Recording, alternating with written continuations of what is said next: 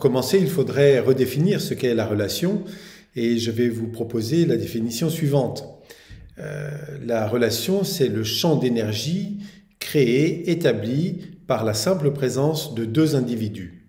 Nous en restons ici à la présence de deux personnes, mais bien entendu, cela peut concerner un groupe supérieur à deux personnes. Il me paraît alors difficile de pouvoir améliorer nos relations parce que la qualité de la relation étant dépendante du champ d'énergie établi entre les personnes, je ne peux modifier ce champ que si je change ma façon d'être ou que si l'autre change sa façon d'être.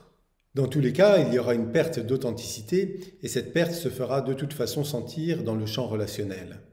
Alors pourquoi avons-nous parfois des difficultés dans nos relations, ce qui nous mène à vouloir évidemment les améliorer ou, au pire des cas, s'en défaire? Eh bien, il y a deux raisons fondamentales à cela. La première raison est que nous ne sommes parfois pas tout à fait authentiques dans nos relations et nous ne sommes pas tout à fait authentiques parce que nous avons parfois la crainte de nous affirmer face à l'autre ou la crainte de ne pas recevoir ce que nous souhaiterions de l'autre. Et c'est le premier point qui fait que les relations ont tendance à s'appauvrir. Cette difficulté provient essentiellement de la construction psychologique de la personne qui n'a pas toujours pris l'habitude de s'exprimer à partir du fond de son être et donc qui va avoir tendance à une adaptabilité permanente qui finit par le desservir. De l'autre côté de l'échiquier, il y aura parfois cette tendance à vouloir écraser, à vouloir dominer l'autre afin de sécuriser sa propre position. La deuxième raison qui explique la difficulté relationnelle est que la plupart du temps, nous nous croyons en relation alors qu'il n'y a pas de relation. Nous n'avons pas d'écoute sur ce champ interrelationnel qui justement apporte tous les bienfaits de la relation. Nous sommes simplement dans une relation d'un à un sans conscience de ce champ-là. Nous avons affaire en fait à deux monologues qui donnent l'impression d'un dialogue. Et ce n'est qu'une question de temps pour que ce dialogue, qui n'en est pas un, finisse par s'épuiser car il n'y a pas de champ interrelationnel qui permet l'émergence d'une intelligence supérieure à l'addition des intelligences de chaque individu. Alors, que pouvons-nous tirer de tout cela? D'abord, nous rappeler que ce champ énergétique, qui est l'essence même de la relation, évolue.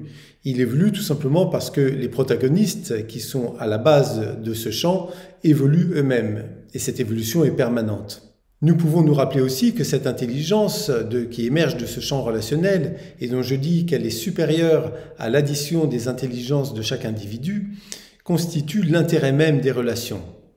Les relations ne sont pas faites pour obtenir quelque chose de l'autre. Elles ne sont pas faites pour dominer l'autre ou pour nous soumettre à ses propres vouloirs.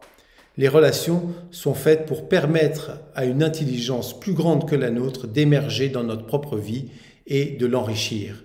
Et cela dépend de la capacité à accueillir l'autre dans ce dialogue et à accueillir sa propre présence dans ce dialogue. C'est pourquoi l'altérité a une place fondamentale dans le processus relationnel. L'altérité, c'est la capacité de respecter l'intégrité de ma propre personne et de respecter l'intégrité de l'autre. Nous pouvons alors observer que les relations qui fonctionnent, c'est-à-dire celles qui amènent un enrichissement mutuel et qui ne sont donc pas de la vampirisation du champ énergétique de l'autre, sont constituées de plusieurs caractéristiques. Parmi elles, je vais en citer deux.